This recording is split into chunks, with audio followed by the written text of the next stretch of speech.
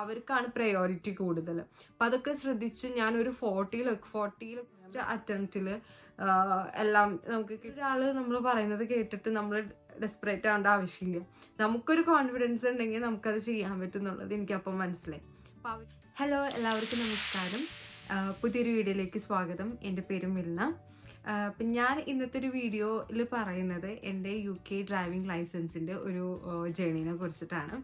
ഞാനിപ്പോൾ UK വന്നിട്ട് ഇപ്പോൾ ഒരു ഏകദേശം 1.5 വർഷം കഴിഞ്ഞു. ഞാൻ വന്ന് ഒരു 8 to 10 monthsലാണ് ഞാൻ എൻ്റെ UK ഡ്രൈവിംഗ് ലൈസൻസ് എടുക്കുന്നത്. അപ്പം ഞാൻ ഫോളോ ചെയ്ത കുറച്ച് സ്റ്റെപ്സും എങ്ങനെയാണ് എനിക്ക് ഫസ്റ്റ് അറ്റംപ്റ്റിൽ എല്ലാം തിയറിയും അതുപോലെ തന്നെ നമ്മുടെ പ്രാക്ടിക്കൽ ടെസ്റ്റും പാസ്സായതും എന്നൊക്കെയാണ് ഞാൻ ഇതിൽ ഷെയർ ചെയ്യുന്നത്. ഞാൻ നാട്ടിൽ വെച്ച് അങ്ങനെ ഡ്രൈവ് ചെയ്യുന്ന ഒരു ആളൊന്നല്ല.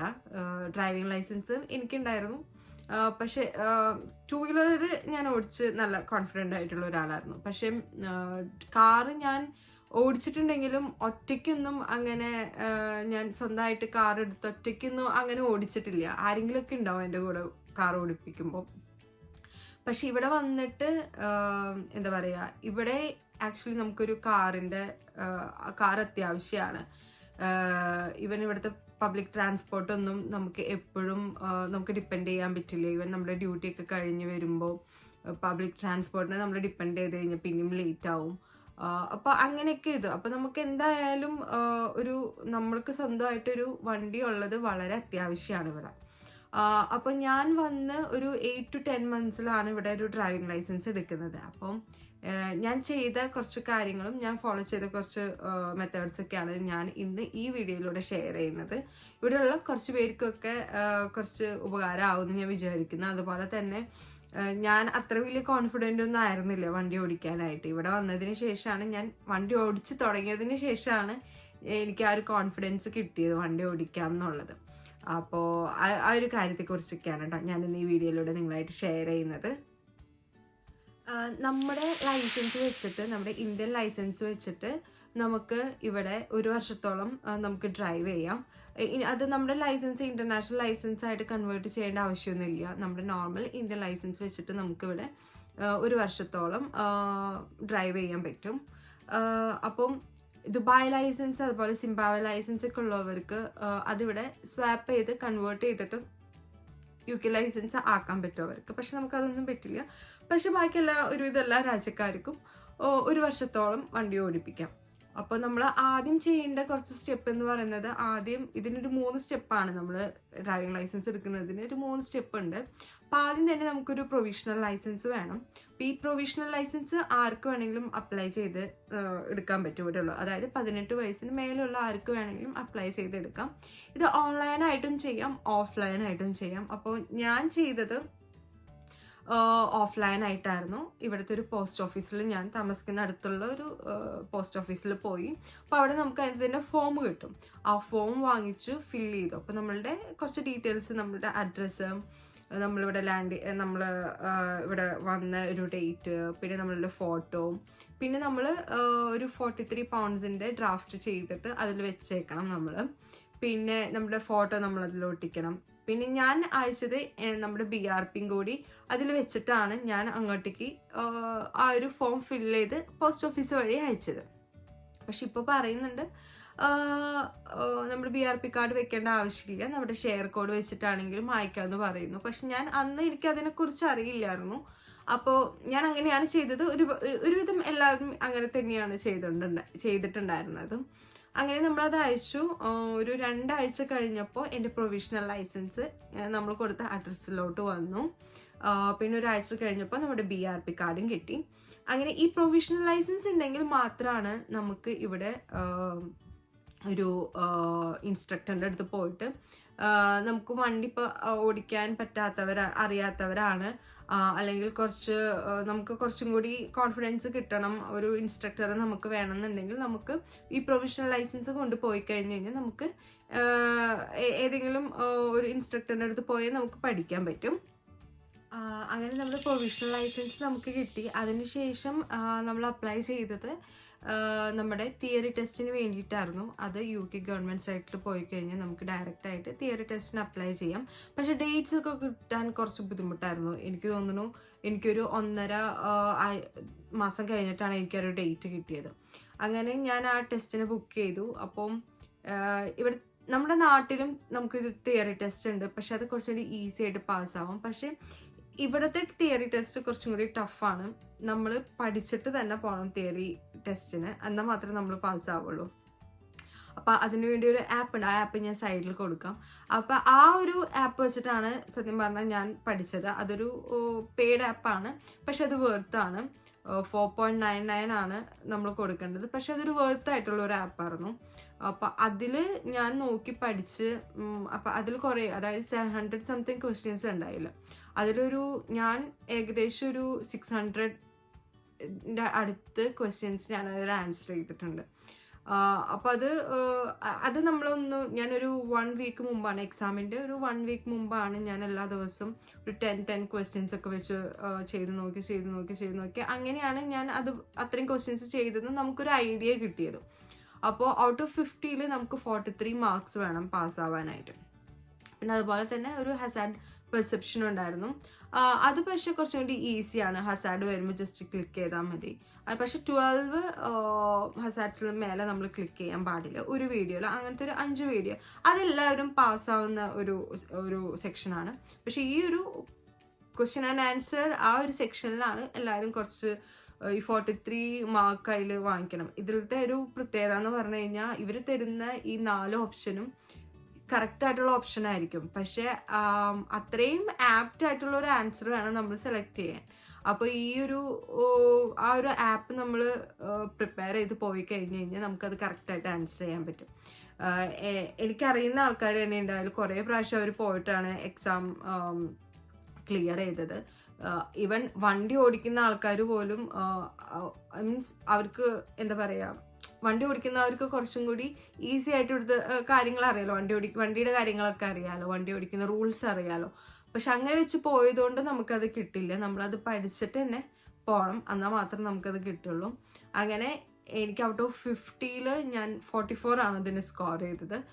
അങ്ങനെ ആ ഒരു ഫസ്റ്റ് അറ്റംപ്റ്റിൽ തന്നെ ഞാൻ എൻ്റെ തിയറി ടെസ്റ്റ് പാസ്സായി. അപ്പോൾ ഈ തിയറി ടെസ്റ്റ് കഴിഞ്ഞതിന് ശേഷം ഞാൻ കാർ എടുത്തായിരുന്നു. ഞാനൊരു വന്നതിന് ഒരു 6 മാസം കഴിഞ്ഞപ്പോൾ കാർ എടുത്തത് അത് ഏറ്റവും വലിയൊരു പ്ലസ് പോയിന്റ് ആയിരുന്നു കേട്ടോ എനിക്കൊരു ഡ്രൈവിംഗ് ലൈസൻസ് കിട്ടാനായിട്ട്.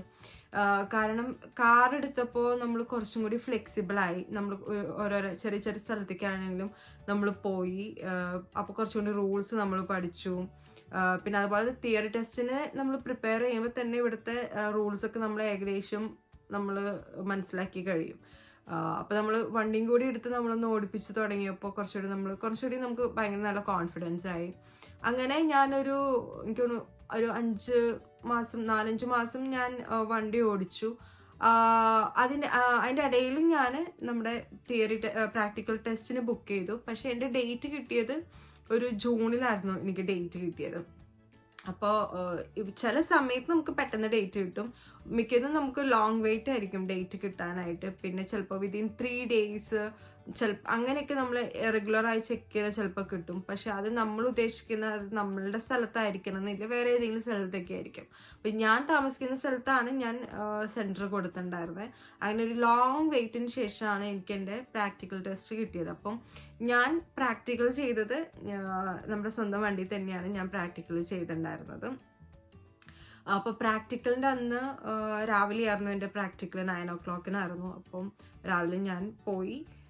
അപ്പോൾ പോകുന്നതിന് മുമ്പ് കാറൊക്കെ ഒന്ന് നമ്മൾ നോക്കിയായിരുന്നു. ടയറൊക്കെ മാറ്റിയായിരുന്നു.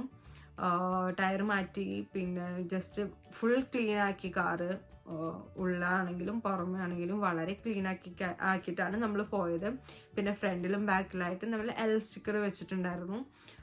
അങ്ങനെ നമ്മൾ പോയി. പിന്നെ പ്രാക്ടിക്കലിൽ എനിക്ക് തോന്നിയ കാര്യം, നമ്മൾ കുറച്ച് ശ്രദ്ധിച്ചു കഴിഞ്ഞാൽ നമുക്ക് ഈസി ആയിട്ട് പാസ്സാവും. എനിക്ക് തോന്നുന്നു തിയറിനേക്കാളും എനിക്ക് കുറച്ചും കൂടി ഈസി ആയിട്ട് തോന്നിയത് ഇവിടുത്തെ പ്രാക്ടിക്കലായിരുന്നു.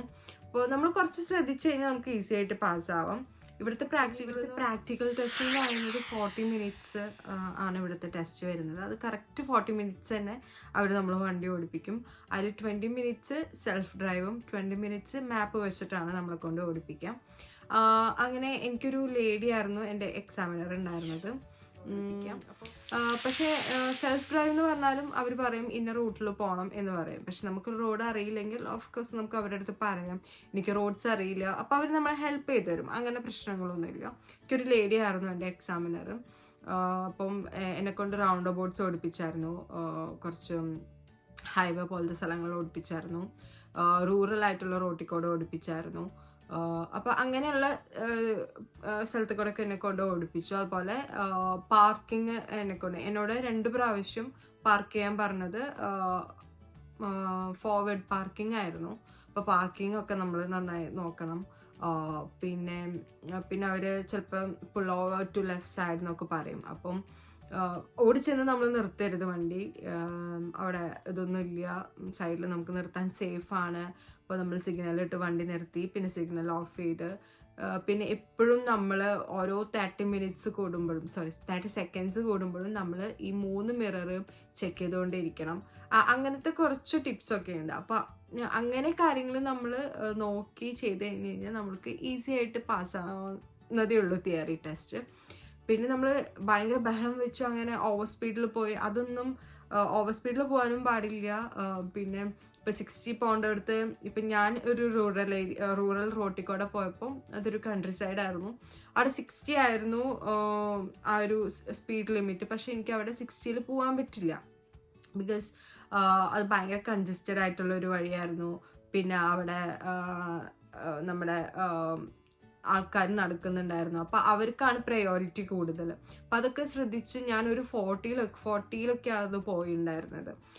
പക്ഷേ നമുക്ക് അങ്ങനെ അത്ര സ്പീഡിൽ അവിടെ ഓടിപ്പിക്കാനും പറ്റില്ല.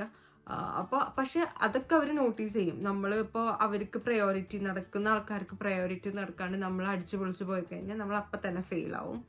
അപ്പം അങ്ങനെ എൻ്റെ തിയറി ടെസ്റ്റ് കഴിഞ്ഞു. തിരിച്ച് നമ്മൾ സെൻറ്ററിൽ വന്നു, എക്സാം സെൻറ്ററിൽ വന്നു. അപ്പോൾ അവർ പറഞ്ഞു പാസ്സായി എന്ന് പറഞ്ഞു.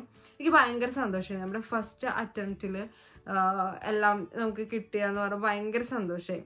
അപ്പോൾ ആ ഒരു സമയത്ത് എനിക്ക് മനസ്സിലായി നമ്മൾ കുറച്ച് കാര്യങ്ങൾ ശ്രദ്ധിച്ച് കഴിഞ്ഞ് കഴിഞ്ഞാൽ, കാരണം എന്നോട് കുറച്ച് പേര് പറഞ്ഞിട്ടുണ്ടായിരുന്നു അവരുടെ ഫ്രണ്ട്സ് ഇവിടെ കുറച്ച് നാളായിട്ട് ഇങ്ങനെ എപ്പോഴും എക്സാമിന് പോയിട്ട് അവർക്ക് കിട്ടിയിട്ടുണ്ടായിരുന്നില്ല എന്നൊക്കെ പറഞ്ഞു. അവർ നാട്ടിലൊക്കെ ഇങ്ങനെ അടിച്ചു പൊളിച്ച് വണ്ടി ഓടിക്കുന്ന ആൾക്കാർ, എന്നിട്ട് പോലും അവർക്ക് കിട്ടിയില്ല എന്നൊക്കെ അങ്ങനെയൊക്കെ പറഞ്ഞായിരുന്നു. പക്ഷെ അപ്പോൾ എനിക്ക് തോന്നി അങ്ങനെ വേറൊരാൾ നമ്മൾ പറയുന്നത് കേട്ടിട്ട് നമ്മൾ ഡെസ്പറേറ്റ് ആവേണ്ട ആവശ്യമില്ല. നമുക്കൊരു കോൺഫിഡൻസ് ഉണ്ടെങ്കിൽ നമുക്കത് ചെയ്യാൻ പറ്റും എന്നുള്ളത് എനിക്കപ്പം മനസ്സിലായി. അപ്പം അവർക്കൊക്കെ കിട്ടിയെന്ന് പറഞ്ഞപ്പോൾ ഭയങ്കര ഒരു കിട്ടിയോ, എൻ്റെ ഫ്രണ്ട് ഇത്ര നാളായിട്ടും കിട്ടിയില്ല, വിളിക്ക് കിട്ടിയോ, അങ്ങനെയൊക്കെ ചോദിക്കുമ്പോൾ നമുക്ക് ഭയങ്കര ഒരു ഇതായിരുന്നു. അപ്പം എൻ്റെ ഒരു കോൺഫിഡൻസ് അവിടെ എനിക്ക് ഭയങ്കരമായിട്ട് എന്തൊക്കെയോ നമുക്ക് കിട്ടിയൊരു ഫീലായിരുന്നു. അപ്പോൾ അതായിരുന്നു എൻ്റെ ഒരു UK ഡ്രൈവിംഗ് ലൈസൻസ് ജേണി. നമ്മൾ കുറച്ച് കാര്യങ്ങളൊക്കെ ശ്രദ്ധിച്ച് കാര്യങ്ങളൊക്കെ കൈകാര്യം ചെയ്താൽ നമുക്ക് കിട്ടാവുന്നതേ ഉള്ളൂ UK ഡ്രൈവിംഗ് ലൈസൻസ്. അപ്പോൾ ഈ ഒരു വീഡിയോ ഇവിടെയുള്ളവർക്ക് കുറച്ച് ഉപകാരപ്പെടും എന്ന് ഞാൻ വിശ്വസിക്കുന്നു. അപ്പോൾ തീർച്ചയായിട്ടും ഇനിയും ഇതുപോലത്തെ നല്ല എൻ്റെ എക്സ്പീരിയൻസ്ഡ് വീഡിയോസ് വരുന്നതായിരിക്കും. Till then, bye-bye.